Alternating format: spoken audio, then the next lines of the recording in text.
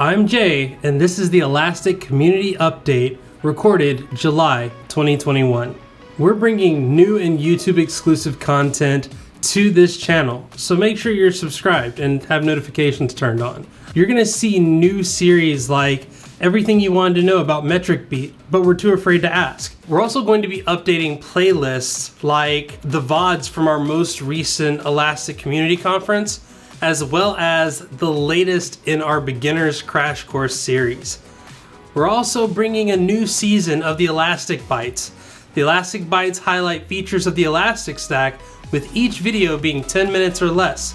This season, we're talking Kibana. All of this plus VODs from our virtual user groups coming to the channel every single week.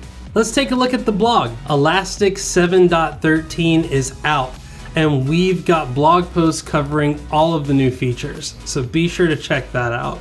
We've also got some posts on Elastic Cloud from our support team, working with Microsoft Azure, and more, like using transforms to track your most recent customer orders or querying a petabyte of cloud storage data.